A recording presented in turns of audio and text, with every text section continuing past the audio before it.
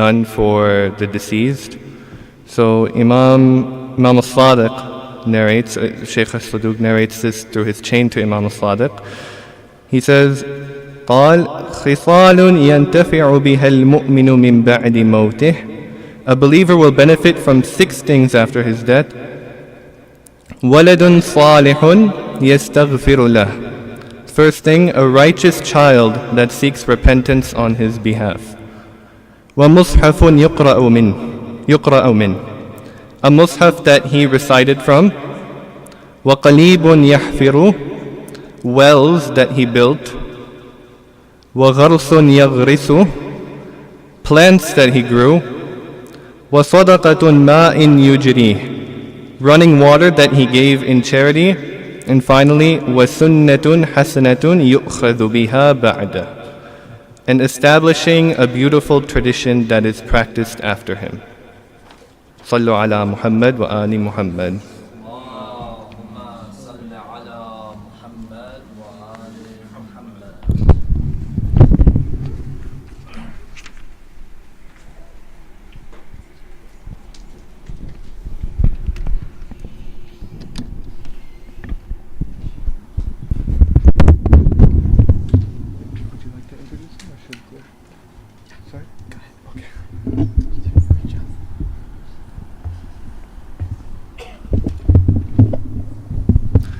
Now I'd like to introduce Maulana Tayyab Mosavi for his lecture, inshallah. Sallu ala Muhammad wa ali Muhammad.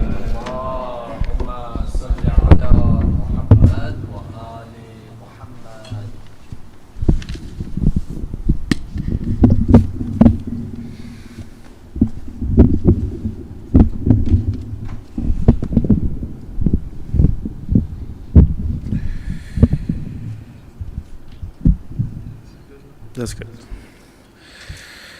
Please, brothers and sisters, there's a request for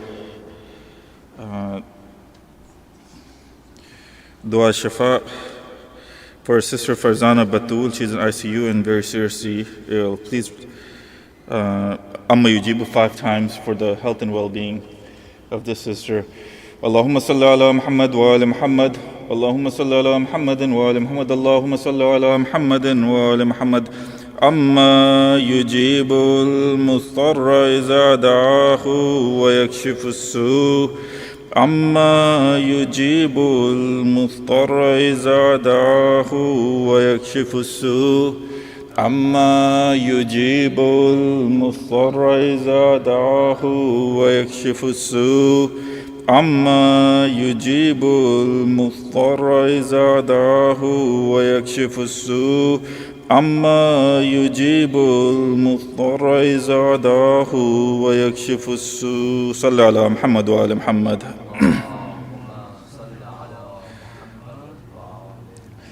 أعوذ بالله من الشيطان الرجيم. بسم الله الرحمن الرحيم.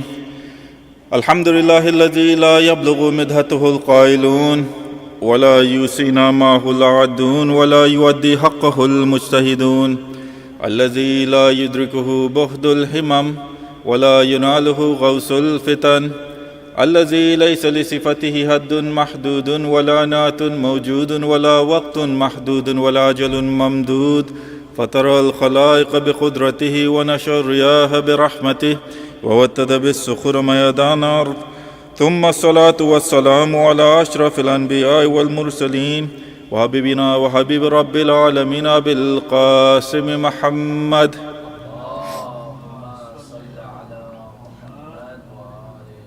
وعلى أهل بيته الطيبين الطاهرين واللعن على أعدائهم أجمعين من أول يوم ظلمهم إلى قيام يوم الدين.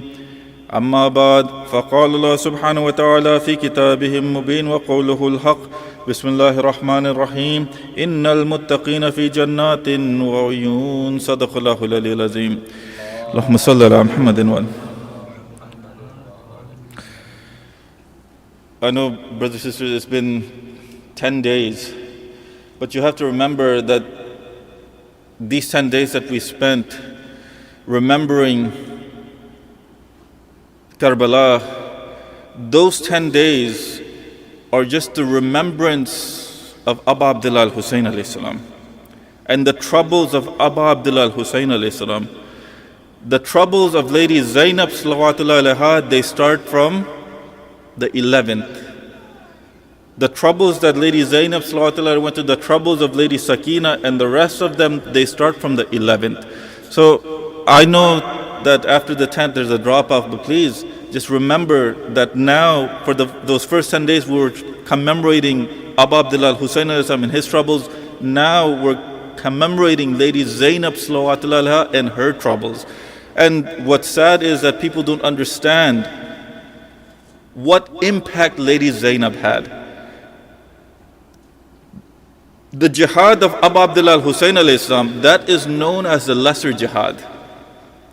Jihad, there are two types of jihad. The companions of the Holy Prophet, they were coming back and they were all happy because they came back from jihad. The Holy Prophet, he says, congratulations, you completed the lesser jihad. Now for the greater jihad. And the companions said, Ya Rasulullah, what's the greater jihad? The Holy Prophet, what did he say? He says that the greater jihad is jihad bil nafs. The jihad that every individual does within the soul. The fight, the struggle that occurs between good and bad within the soul. This jihad of Lady Zainab salawatullah was the greater jihad. Look at the jihad of Abu Abdullah al-Husayn. He was shaheed in Karbala.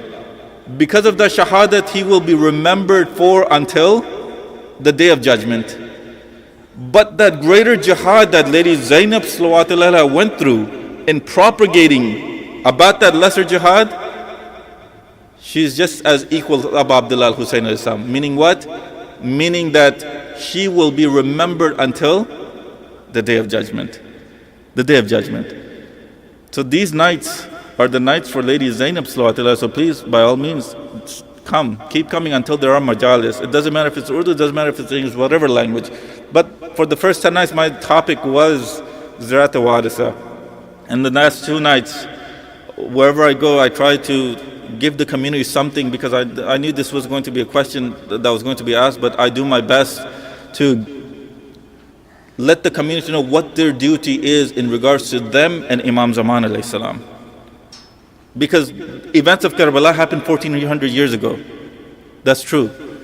What are we supposed to get out of that? Why do we constantly talk about the events of Karbala? The Imam of the time that we have today, we're constantly reminded about that, and we constantly remind people about that event. Why?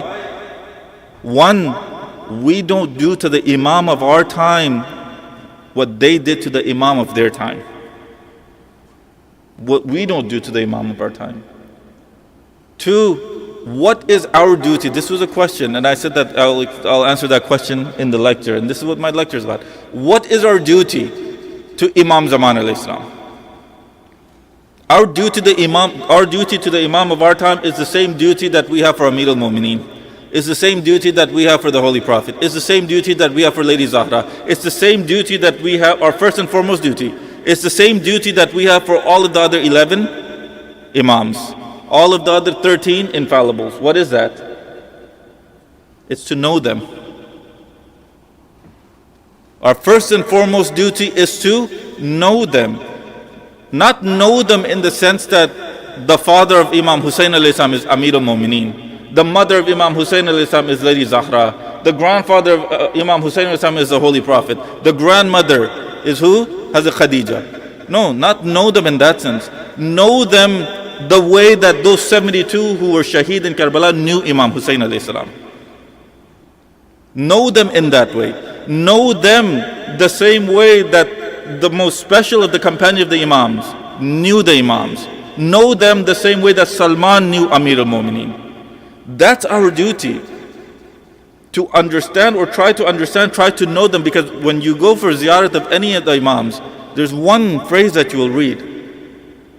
Anyone that goes to their ziyarat with knowing their right. Anyone that goes to their ziyarat knowing their right. People, they go for ziyarat, they come back, oh, Imam didn't give me anything. Imam didn't give me anything. No, Imam gives. First and foremost, did you go to the ziyarat knowing who Abul Fazl Abbas alayhi salam was? Did you go to ziyarat of Imam Hussein knowing what his right is over you? Did you go to Imam Hussein knowing what his right is in general? If you don't know what the right of the Imam is over you, then the ziyarat, the phrase of the ziyarat say anyone that comes to their ziyarat knowing their right, their du'as will be accepted. Their du'as will be accepted. People, they say, no, the Imam didn't give me anything. No, Imam always gives. He always gives. There was a Jashan that was happening, 15th of Shaban. And Artullah Bashir's son, he was giving a speech in Arabic. And there was a phrase that he said, which I really enjoyed. And I want to give it to these youngsters too. That he said that people, they come for the ziyarat and they go back and they say that we didn't get anything. He goes that that's absolutely false. Don't even think that you don't get anything.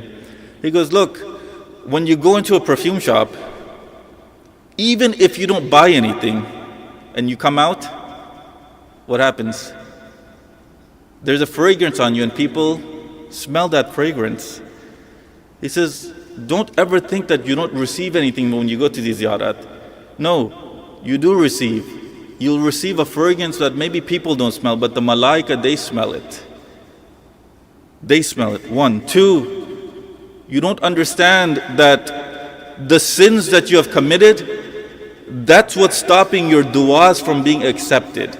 When you go to the ziyarat, these sins, they get cleansed. They get cleansed. How many of you, when you go for ziyarat, the first thing you ask the Imam for is to cleanse you of your sins? Many of us, when we go to ziyarat, the first thing we ask for what? We don't ask for forgiveness. We just start thinking about, oh, I want this, I want that. No, there's a way that you're supposed to do dua. Imam Jafar Sadiq says that if all the criteria of the dua are met, then Allah subhanahu wa ta'ala does not reject dua. If the criteria for the dua is met. Many of us don't even know what the criteria is. This is what the problem is. This is what the problem is. Know what the criteria is for dua. For example, before you start a dua, the first thing you should do, Imam says that you should send salawat on Muhammad wa ali Muhammad. Allahumma salli ala Muhammad wa ali Muhammad. The first thing you should do is send salawat on Muhammad wa ali Muhammad. Then you should praise Allah subhanahu wa ta'ala. Then you should do what? Ask Allah subhanahu wa ta'ala to forgive your sins. After you do that, then you should ask for what you want, and finally end your dua with salawat ala Muhammad wa ali Muhammad. When you do it this way, the Imam, he says, look, you've sent salawat in the beginning, you've sent salawat in the end. This salawat is going to take that dua up to the skies. Many of us, we don't do that. We just do our dua and we're done. Even if we do dua. But what is it that we need to do? I said that the first thing that we need to do is understand, know the Imam of the time. It shouldn't happen that tomorrow if anyone claims Imam, he's the Imam, we should go follow him. That shouldn't be the case. What is the criteria of an Imam? How are we going to know that the Imam of the time is the Imam? How are we going to know if any Imam is Imam? I'm asking all of you now. What is one way of knowing the Imam? What is one way of knowing prophethood?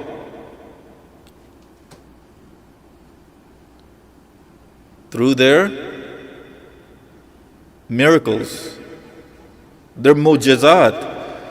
Their mujizat is the surest way to tell that this person that is in front of us is not someone ordinary. If this person is going to claim that they're a representative of Allah subhanahu wa ta'ala, if they're going to claim that they're a representative of Allah subhanahu wa ta'ala, then they should be able to do what Allah subhanahu wa ta'ala can do.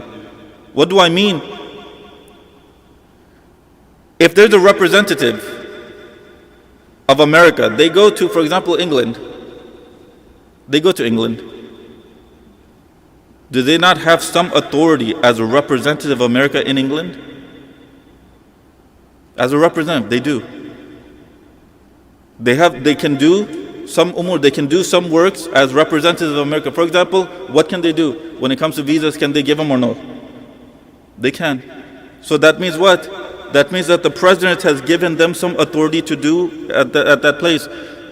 So if these prophets, they're coming from Allah subhanahu wa ta'ala, and they're claiming that they're prophets, they're representatives of Allah subhanahu wa ta'ala, then Allah subhanahu wa ta'ala should have sent them with these miracles or these actions that they should be able to perform. Miracles is the surest way to know that this person is a prophet. This same line of thinking applies to an imam.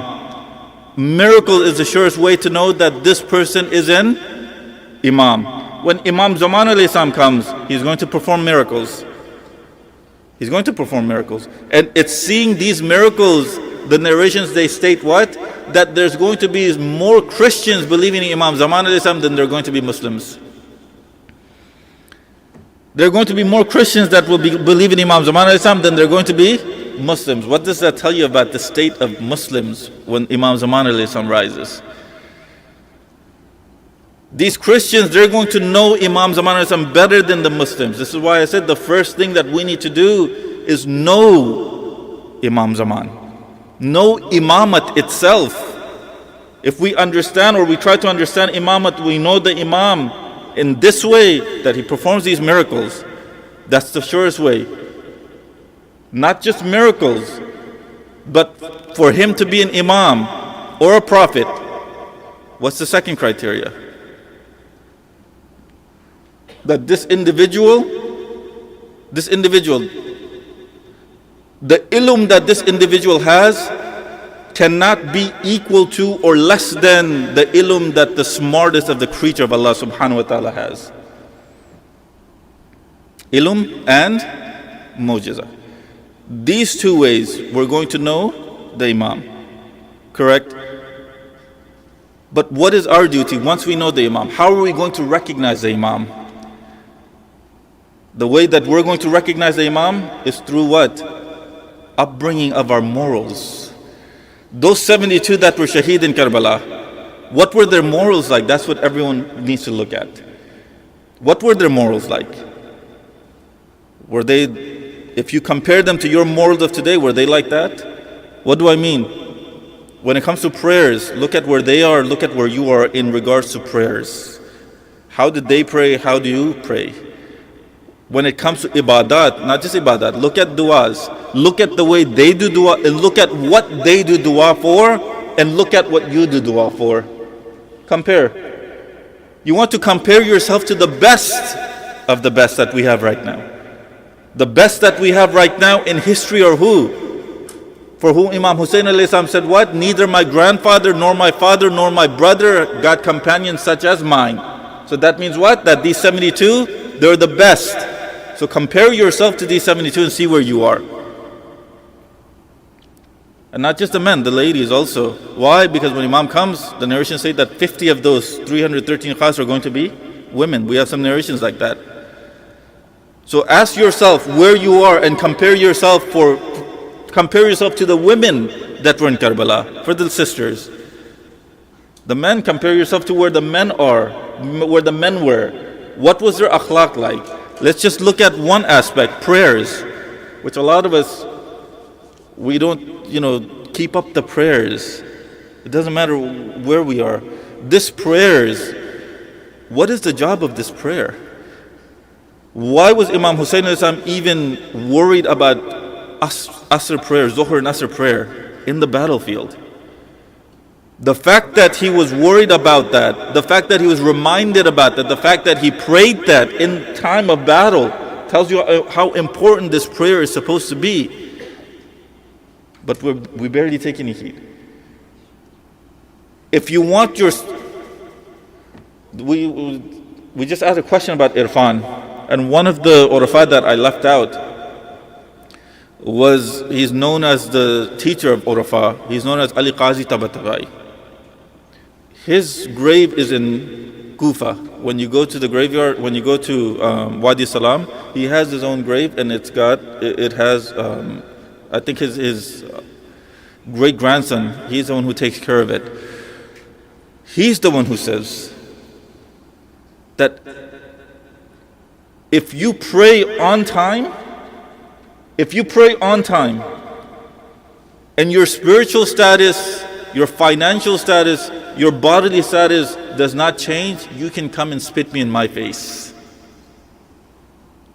If you pray on time, if your status does not change after you pray on time, then you can come and spit me in my face. Who? The teacher of Urafa. Ayatollah Bahjat, who was known as a great Arif. He learned from him. Ayatollah Mahmud Hussain Tabatabai, who's written the Tafsir al-Mizan, he learned from him about Irfan. This is what this personality says. If you look at any of these personalities, the first thing they teach you or the first thing they tell you is the wajibat that we have, continue to do them. Continue to do them. The mustahabat that you have, they say what? Do them for 40 days. When you do it for 40, this is why this 40, it comes back and back. It comes again and again. Do any act for 40 days. When you do it for 40 days, it becomes second nature. It becomes second nature. And when you stop doing it, then you feel guilty inside. And you start thinking, why did I miss it? What caused me to miss it? For example, Salatul Layl. Do it for 40 nights. When you miss it, or if it's qaza, you start thinking, why did it become qaza? Why did I? It's sad that when it comes to the worldly matters, we'll make a habit. For example, dieting, make a habit. Exercising, we'll make a habit. And when we don't, or we miss the exercise, we start, oh my God, I missed my exercise for today. We become frustrated. But when it comes to salat, we don't think that, oh my God, I missed my salat. Oh my God, I didn't read Quran today. We don't think this way. And this is what needs to change within the communities. Where are our priorities? Our priorities should be salat. Our priority should be siyam. Our priority should be all of these wajibat, mustahabat with them. We're not going to understand the Imam if we don't do any of these. If we don't do any of these. This is why it's important if you want to understand the Imam. What does the Imam say? The du'as themselves. What do they say? Ya Allah, in order for me to know you, let me know who better? Who? Your Prophet, thank you so much. In order for me to know your Prophet better, let me know. Thank you so much. You have to know them. And what does that knowing mean? Knowing them just in the form of their green card, in the form of this is their father? No. If you want to know what imamat is, read Khutbatul Marifat Nurani of Amir al-Mu'mineen. If you read that, there's such hidden gems about imamat itself. There are hidden gems about imamat in that khutbah of Amir al-Mu'mineen. But many people don't read it, many people don't want to talk about that khutbah. Why? Because when you read it, Amir al-Mu'mineen talks about his actual self. And when he describes his actual self, people don't understand and they say, what this is? Ghali. Amir al-Mu'mineen is considering himself to be God. No. And because of that, they start rejecting the hadith. No, Amir al-Mu'mineen is not calling himself God. Nowadays, when you use the word Rabb to call Amir al-Mu'mineen, or you say Rabb, Amir al-Mu'mineen is Rabb, people get offended. Because they don't know what the word Rabb means. They don't know what the word Rabb means. What does Rabb mean? And actually, what does the word Rabb mean? Do you all know? Everyone says Rabb means God, Rabb means Allah, Rabb means Allah, Rabb means Allah, especially in the Urdu speaking world. They've connected Rabb and Allah. When in reality, Rabb does not only mean Allah. Rabb has many meanings. One of them, it comes in the meaning of Allah. But Rabb in English, if you were to translate it into, it just means Lord. That's it. It just means Lord. Even in English, you have two types of Lord. You have Lord with the lowercase l, Lord with the capital L. Lord with lowercase l, who does it apply to? Landlord, warlord, the lords that were in Britain, correct? Lords. The capital L Lord, who does it apply to? Thank you so much. That capital L Lord, they only and only apply that, Christians apply that only and only to Jesus. That capital L. The same way, Rabb, it doesn't only mean Allah. Rabb also means caretaker. Rabb also means king. Rabb also comes in the meaning of parents. Rabb has all these different meanings. Rabb has come in the meaning of Allah. Sallallahu ala Muhammad wa ali Muhammad.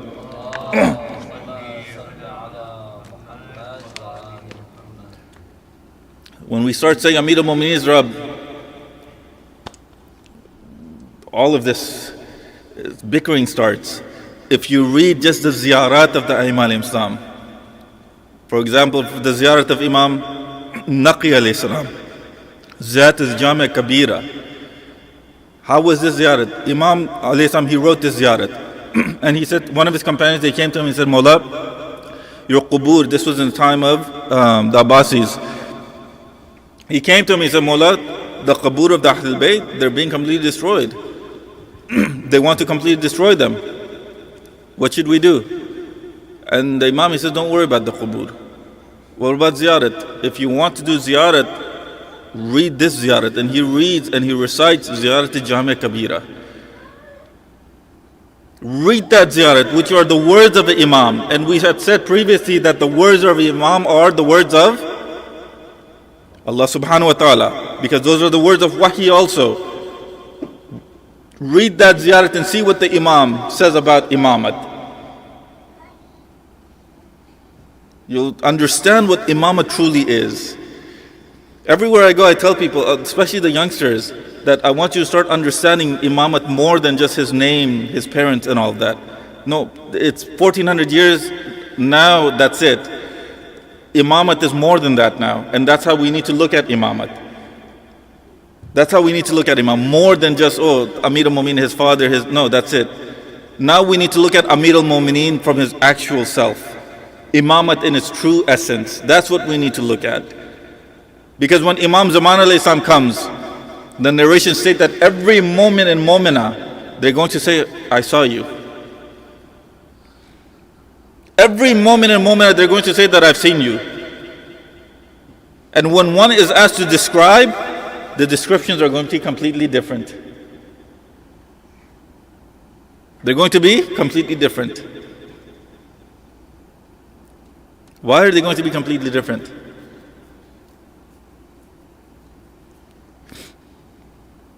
Because these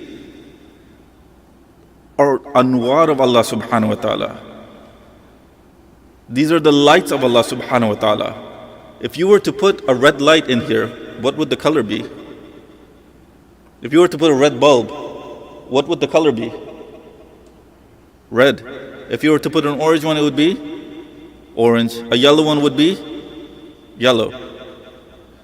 What does that mean? If you look at the narrations, if you look at the ziyarat, what are they trying to tell you? That this body that the Aima have is what? It's just like this light. It's like this light. They'll come in different forms. It's light. And we were talking about Rajat. There's a whole sermon of Amir al-Mu'mineen. It's called Khutbatul Rajat. Khutbah of return. Amir al-Mu'mineen, in that khutbah himself, he says that I've come so many times. I've come and gone. I've come and gone. I've come and gone. But he's come and gone in the same form? No, he's come and gone in different forms. Khutbatul Ma'rifat al-Nurani, Amir al-Mu'mineen says that Allah subhanahu wa ta'ala sent me in different forms throughout history. Throughout history. This is how we should know the Imams. When you say that they're the representatives of Allah subhanahu wa ta'ala, then they should prove that they're the representatives of Allah subhanahu wa ta'ala. And this is how they prove that they're the representatives of Allah subhanahu wa ta'ala. He was with Salman Farsi. Salman Farsi, some narrations state that he was over 300 years old. Sunni and Shia narrations, we both have them. They say that he was over 300 years old. Other narrations say that he was over 120 years old. But Salman Farsi, he's sitting down. Amir al-Mu'mineen, he throws the seeds of a date to Salman. And Salman, he looks at Amir al-Mu'mineen and says, Ya Amir al-Mu'mineen, I'm old now. Why are you going to do this to me? And Amir al-Mu'mineen says that, you think you're old? And he goes, what do you mean? He goes, do you remember that time? He's talking to Salman. He goes, do you remember that time that you were trying to take a shower and there was a lion that came and that scared you? Do you remember that time? And Salman, he goes, Ya Ali, how do you know about that?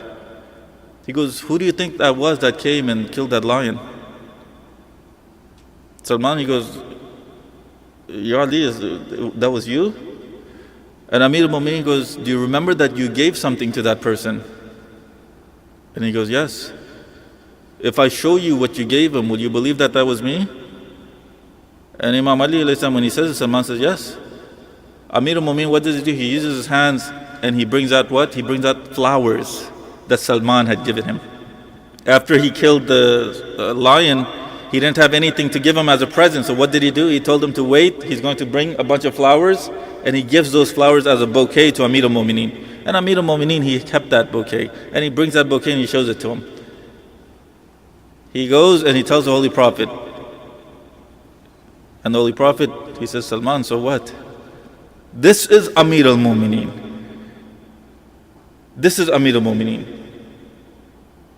Not he died 60, not he was dead at 63, or he passed away, or he was shaheed at 63. No. That was just the body of Amir al-Mu'mineen. That was it. But Amir al-Mu'mineen did not pass away. And this is what I want to tell all of you all. They say that we do shirk when we go to these grave sites. And we ask these, no, this is not shirk. Why? What does Allah subhanahu wa ta'ala say about shuhada in the Quran? Allah subhanahu in 3 different places, Allah subhanahu wa ta'ala says, do not even think for a moment, do not even think, let alone say, do not even think that those that are killed in my way are dead. Do not even think. No, but they're alive. And not only are they alive, but it's Allah subhanahu wa ta'ala who's sustaining them. It's Allah subhanahu wa ta'ala who says, when we go to Najaf, when we go to Karbala and we ask, we're not asking for a dead person, we're asking from shuhada. The shuhada are alive. Why? The Quran says that they're alive. Their life is not like the life that you and I have. Their life is completely different. Their life is the reality beyond this reality. That's how you and I need to believe in Amir al-Mu'mineen. That's how you and I need to believe in Imam Zaman al-Islam. That's how you and I need to know the Imam of our time. Why? Because those 72, they recognized, they knew the Imam of their time that same way. That's how you and I need to believe. Not, oh, he's just like us. Or, oh, when he comes, he'll come. No. The second thing, patience. What does patience mean? The Holy Prophet himself, he says that the best of my nation are those who will be waiting for the 12th Imam. The best of my nation will be those who will be waiting for the 12th Imam. Do you know why that is? Have we seen any of the previous Imams? No, but we believe in them. Have we seen the Imam of our time? No, but we believe in him. The previous nations, what did they do? They were able to see the Imam of their time. They were able to see the Prophet. Yet there were some people that didn't believe. There are some people that did. But we believe in Alif Lam Mim Zalikal Kitabu La Rayba Fihi Hudal Lil Muttaqin Allazina Yu'minuna Bil Ghaib. Those that believe in what? Ghaib. Imam Zaman al-Islam, Ghaib. Allah subhanahu wa ta'ala, Ghaib. Angels, Ghaib. Previous Imams, Ghaib. This is why the Holy Prophet said the best of my nation will be those that are waiting for the Imam of their time. Why? Because they have not seen the Imam, but they believe in him like the way that they're seeing him. This is how we're supposed to be. This is how these 72 were. Inshallah, this same topic will continue tomorrow about what our duty is in regards to Imam Zaman alayhi salam. Because we're all waiting, but will we be the 72? Or will we be the 17,000 that wrote letters? That still we'll find out. But brothers and sisters, tonight we commemorate the events that happened after Ashur. After Ashur, the first thing that they did was that Umar Saad, he told everyone to burn down the tents. You heard about that yesterday. You heard about how Lady Sakina, she tried to run out, and as soon as she tried to run out, Shimr La'in, he grabs her by the earlobes and he takes out her earring. You heard about how Lady Zainab, she was looking for all the children that went missing. You heard about how Sakina, she went towards Najaf, or she was looking for the path of Najaf, asking people which way to Najaf. When she was told that Najaf is this way, and she was asked, why do you want to go to Najaf? What did she say? She says that I want to go to my father, Amir al-Mu'mineen. You heard about how Lady Zainab, she had found all the children, but Sukaina, she was missing. You heard about that. Sallallahu alayka ya Rasulallah. Sallallahu alayka ya Amir al-Mu'mineen. Sallallahu alayka ya Siddiqatu Fatima. Sallallahu alayka ya Hasan al-Mujtaba. Sallallahu alayka ya Gharib al-Ghuraba. Ya Aba Abdullah al-Husayn. Brothers and sisters, it's the 11th of Muharram. Today is the day when the caravan of Lady Zainab, they're being dragged to Kufa. If anyone has gone for ziyarat, they know how many days it takes for you to walk from Karbala to Kufa or from Kufa to Karbala. At the minimum, it takes at least 3 days. Abu Abdullah al-Husayn al-Islam, he was martyred on the 10th. The caravan, it leaves on the 11th. And it gets to Kufa when? It gets to Kufa on the 12th. A 3-day travel was done in 1 day. How was that travel done in 1 day? Do you all know? The narration states that Lady Zainab, the children that were left, Lady Zainab, she had gathered them. On the route to Kufa, if a child would fall down, or if a child would be left behind, what would happen? Some narrations state that all the other horses, they would just leave the child behind, they'd trample over the body, and they continue to move.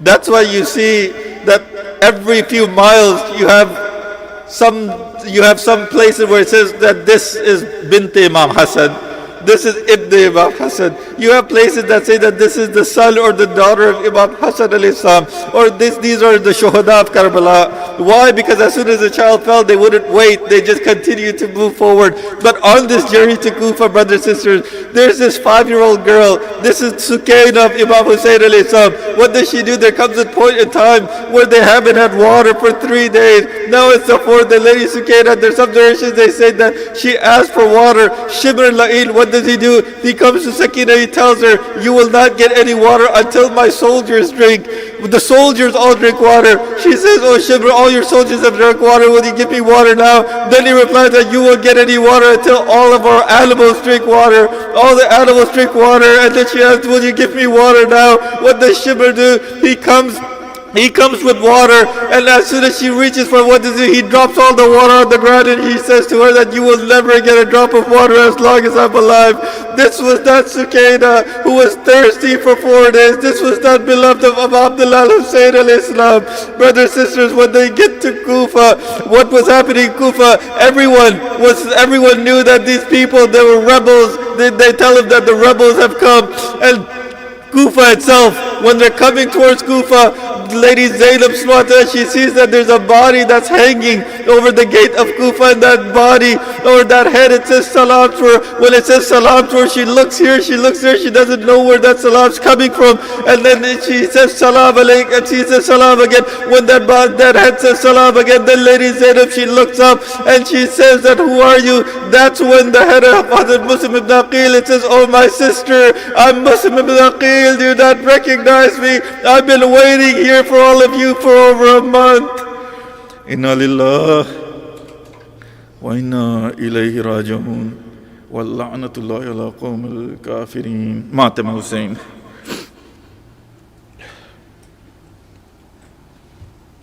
Ya Hussein. Ya Hussein. Ya Hussein. Ya Hussein. Ya Hussein. Ya Hussein. Ya Hussein. Ya Hussein, Ya Hussein, Ya Hussein, Ya Hussein, Ya Hussein. Salawat ala Muhammad wa ali Muhammad. اللهم صل على محمد.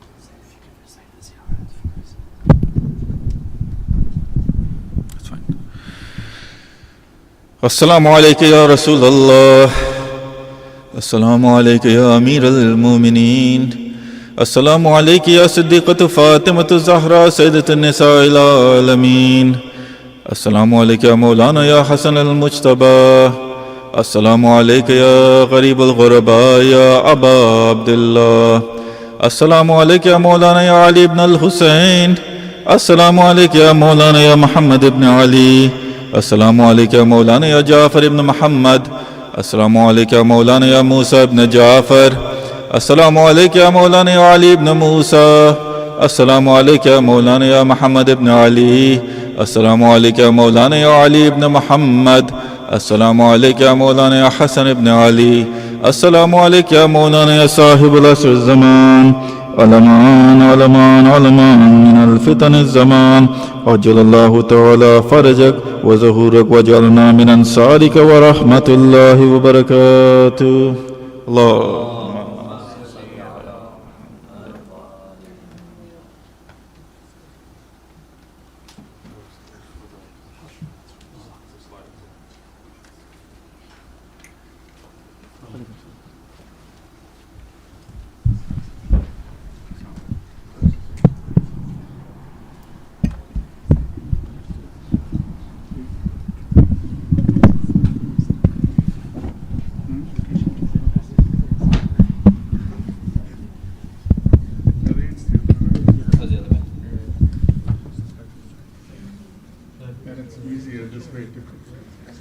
to open it, yeah. I think one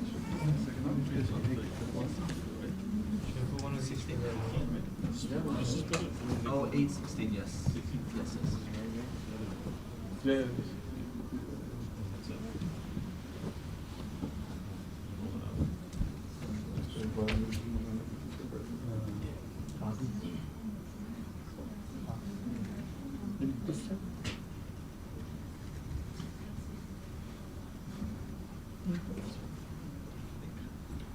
Not too much.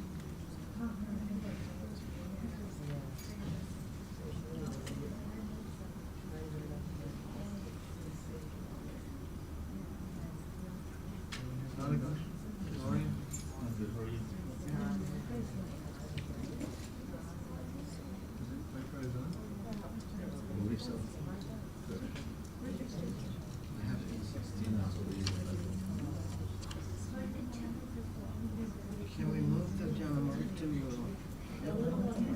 Wherever you want. no, not whatever I. There you go.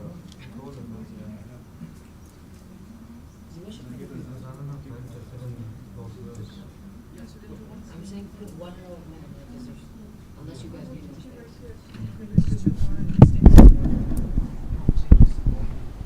That's what I was gonna say. إن الله وملائكته يصلون على النبي يا أيها الذين آمنوا صلوا عليه وسلموا تسليما.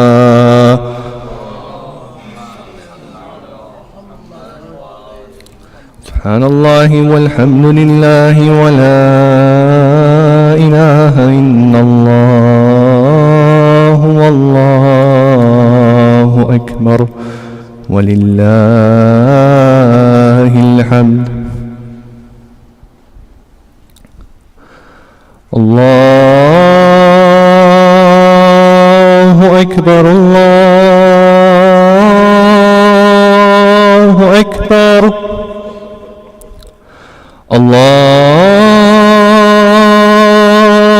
الله أكبر الله أكبر. أشهد أن لا إله إلا الله